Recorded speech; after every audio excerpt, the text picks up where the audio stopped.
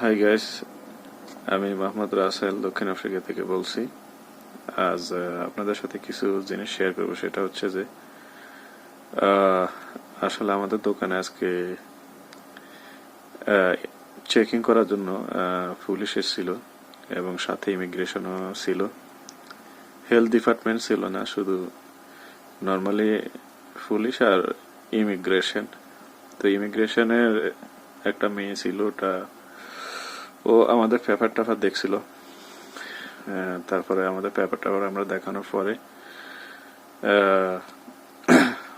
Police যে ছিল ও আসলে বিভিন্ন 2 নম্বর জিনিস যেগুলো অ্যালাউ নাই আর কি এই দেশে, ওগুলো আমাদেরকে দেখিয়ে দিল আর কি, যে এগুলো তোমরা বিক্রি করতে পারবে না।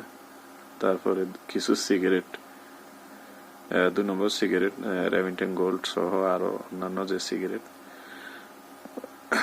ওগুলো বলছে যে দেখো 1 নম্বর যে সিগারেট গুলো তার পাশে দেখো নাম্বার থাকে, ফোন নাম্বার থাকে, আর 2 নম্বর যেগুলো এগুলোতে থাকে না। তো এটা আমরা জানতাম, কিন্তু বাঁচার জন্য এখন বলছি ও আচ্ছা হ্যাঁ আমরা তো বুঝতে পারিনি বা এগুলা বলছিলাম আর কি। এছাড়াও কিছু পরামর্শ দিছিল যে আমরা বিভিন্ন ওই গরুর গোস্ত আছে ওটা স্লাইস করে কেটে এরপরে প্যাকিং করে বিক্রি করতাম আর কি। তো ওরা বলছে যে এগুলোর তো ডেট নাই, তো এগুলো তোমরা কেন বিক্রি করবে।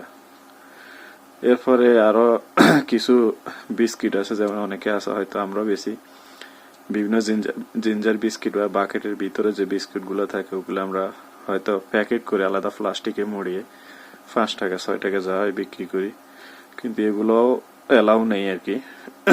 আমাদেরকে বলছে এগুলো বিক্রি করবে না। তো ওভারঅল আসলে পুলিশটা ভালোই ছিল, কারণ আমাদেরকে ইচ্ছা করলে গ্রেপ্তার করতে পারতো এগুলো বিক্রি করার সুবাদে। হয়তো বা রেমিংটন গোল্ড, যেহেতু আমরা 2 নম্বর রেমিংটন গোল্ড আমাদের কাছ থেকে পেয়েছে 5 প্যাকেট, মাত্র 5 প্যাকেট পেয়েছিল। তো সেক্ষেত্রে যেহেতু আমরা এটা অন্যায় করেছি, অবশ্যই আমাদেরকে নেওয়ার তার সেই ক্ষমতা ছিল, কিন্তু আমাদেরকে নেয় নাই। তো পরামর্শ দিয়ে গেছে আর কি যে এগুলা নেক্সট টাইম তোমরা করবে না।